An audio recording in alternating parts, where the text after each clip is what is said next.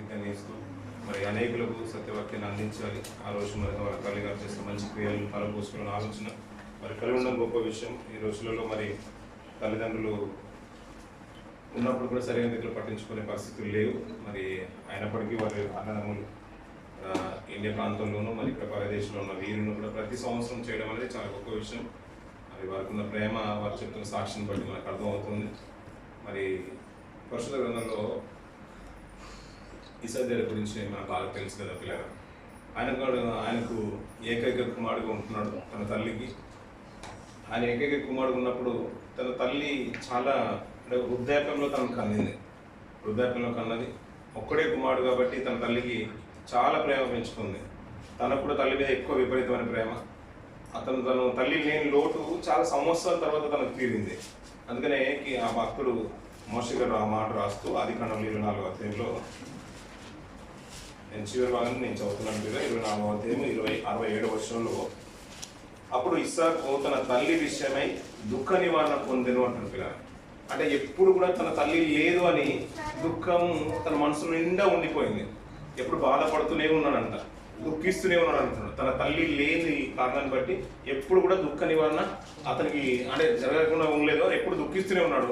ఎప్పుడైతే ఆ స్థానాన్ని తన భార్య వచ్చిందో ఆ స్థానం తీరిపోయింది. అంటే తన తల్లి లేని లోటు తనకు తీరిపోయింది.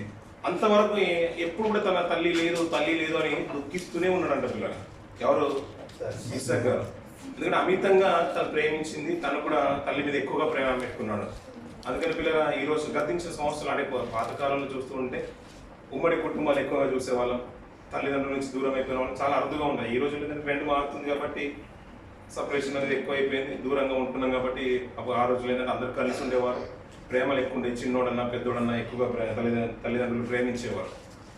ఆ రోజు మరి వాళ్ళ అంతమంది అన్నదమ్ములు ఉన్నా మరి అందరూ కూడా ఈ రోజు కూడా వారి తల్లి చేసిన క్రియల్ని స్మరణ చేసుకుంటున్నారు, మంచి క్రియలు. ఆ రోజులో తన విశ్వాసాన్ని కాపాడుకుంటూ మరి కుటుంబాన్ని పోషించాలనుకుని పరదేశానికి రావడం, మరి తనను బట్టి వారి బంధువర్గంలో అనేకులు రక్షణలోకి రావడం. అంతేకాదు ఉపాధి విషయంలో ఏ ప్రాంతానికి రిఫ్యూజీ ప్రాంతాలు కూడా చాలా మటుకు స్థిరపడిపోయారు. మరి ఆయన చేసిన తనకున్న అవకాశాన్ని బట్టి మరి అనేకులు మంచి మార్గంలో నడిపించడానికి తను ప్రయత్నం చేసిన విషయాలు మన సాక్షి రూపంగా ఎప్పుడు వింటూ ఉంటాం. కానీ ఈ 34 సంవత్సరాలు ఆల్మోస్ట్, ఏజ్ కూడా అంత ఆల్మోస్ట్, అలాంటి ఇన్ని సంవత్సరాలు ప్రతి సంవత్సరం జ్ఞాపకం చేసుకోవడానికి చాలా గొప్ప విషయం. తనకు అండగా ఉంటూ మరి అమ్మగారు కూడా సహకరించిన విధానం బట్టి మరి దేవుడు కృప చూపెడుతున్నాడు. అందును బట్టి అన్నగారు దుఃఖ నివారణ పొందారు. ఎందుకంటే తల్లి లేని లోటు ఎవరు తీర్చలేదు. తండ్రి లేకున్నా ఈ రోజుల్లో ఉండగలుగుతారు, కానీ తల్లి లేకపోతే చాలా కష్టం. ఎందుకంటే తల్లికి అంటే అన్యోన్య బంధము కన్న పేగు అనే మాటలు మనం ఎక్కువగా వింటూ ఉంటాం పిల్లలు. అలాగే చాలా వృద్ధాప్యంలో ఉంటూ చాలా కాలం తర్వాత సమయంలో కన్నా మన తల్లి గురించి బాగా తెలుసు. తన ప్రేమ అంటే దేవుడు ఇచ్చాడు కదా అని దేవుడికి సమర్పించుకున్న తర్వాత కానీ ప్రతి సంవత్సరం అంట ఇందాక చెప్తున్నా కదా, తను దాచుకునేది తన డబ్బులు, దాని నుంచి శ్రేష్టమైన దేవుడికి కానుక ఇచ్చేదని సుజాత అమ్మగారి గురించి, అలాగ తల్లి గారి గురించి, అలా వేణు గారి యొక్క అమ్మగారి గురించి మనం ఎప్పుడు వింటూ ఉంటాం. తను కూడా తన కుమారుల మీద ప్రేమ కొద్దీ ప్రతి సంవత్సరం తనకు ఒక మంచి అంగి కుట్టి ఏటేటా సంవత్సరం తీసుకొని వచ్చేదంట తన కుమారుడికి. అలాని అన్నది దేవుడు మర్చిపోలేదు. మళ్ళీ 3 కుమారులను ఇచ్చేసాడు, మళ్ళీ 2 కూతుర్లను ఇచ్చేసాడు, మళ్ళీ 5 సంతానం. అలాగే ఈ 5 సంతానం వారి కుటుంబంలో ఉంది. మరి తల్లి చేసే క్రియలు వారు జ్ఞాపకం చేసుకుంటున్నారు.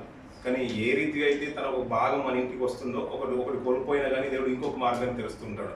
తన భార్యను దేవుడు వారి బంధువర్గంలో నుంచి ఇచ్చి తన తల్లి విషయంలో దుఃఖ నివారణ పొందే భాగ్యాన్ని అనగరికి ఇచ్చేసాడు. అలాగే వారి కుటుంబాలన్నీ కూడా ఒక ఉన్నతమైన స్థితిలో దేవుడు ఉంచాడు. అంతేకాకుండా ప్రత్యేక రక్షణ భాగ్యంలో కలిగి ఉన్నారు, రక్షణలో ఉన్నారు. అది మహా గొప్ప భాగ్యము. మరి వారు ఇక్కడ ఉన్నంతకాలం పరాయి దేశంలో ఉన్నా మరి ఉన్నంతకాలం వారు స్మరణ చేసుకుంటూనే ఉన్నారు. మరి ఇక్కడ నుండి కూడా ఇలాంటి కార్యక్రమాలు ఎన్నో చేయాలి. ఇలాంటి తరుణంలో వాక్యాన్ని అనేకలు పంచిపెట్టాలి. ఈ కార్యక్రమం బట్టి సత్యవాక్యాన్ని అనేక అందించాలని ఆశతో ఉన్నారు. వారి దేవుడి యొక్క ఆలోచనలు, వారి ఆశలన్నీ కూడా సఫలపరచాలి. మరి ఏ రీతిగా అయితే ఇస్సాకు గారు దుఃఖ నివారణ పొందారో తన తల్లికి ఒక గొప్ప స్థానం ఇచ్చేస్తారు. అలాగే మన బైబిల్ గ్రంథంలో చాలామంది భక్తులను చూస్తూ ఉంటాం, రాజులు మనం చూస్తూ ఉంటాం. తన తల్లి వస్తుంది, తనకంటూ ఒక ఆసనాన్ని వేయించిన రాజులు మనం చూస్తూ ఉంటాం. దావీదు గారు కూడా అదే అంటారు, నీ సేవకురాలి కుమారుడును అని అంటాడు. అంటే తన తల్లి కూడా ఏంటంటే ఒక సేవలో మంచి భక్తురాలుగా మనకు కనబడుతూ ఉంటుంది. తిమోతి తల్లి కూడా అంత గొప్ప నీతిమంతురాలు, భక్తురాలు. మరి తన తల్లి లేకపోయినా కానీ తిమోతిని పౌలు గారు మాట్లాడుకుంటారు, నీ తల్లి గొప్పది కదా, తనకు వందనాలు చెప్పు అనే విషయాలు చెప్తూ ఉంటారు. మరి వీరు ఈ స్థితిలో ఉన్నారంటే దానికి కారణం మన తల్లి గారు అనే మాట మనం ఎప్పుడు వింటూ ఉంటాం. మరి వారు చేసిన క్రియలను స్మరణ తీసుకునే భాగ్యాన్ని దేవుడు వారి కుటుంబాలు ఇచ్చాడు. మరి ఇలాంటి కార్యక్రమాలు ఈ పరదేశంలో ఉంటూ వారు చేసుకోవడం అనేది చాలా గొప్ప విషయం. వారి దేవుడు వారి కుటుంబాలని ఇంకను బలపరచాలని, ఆర్థికంగాను అన్ని విధాలుగా ఆదరించాలని నేను మనస్ఫూర్తి కోరుకున్నాను. కొద్ది మాట దేవుడు దీనికి ఆశ్రయించగలరు.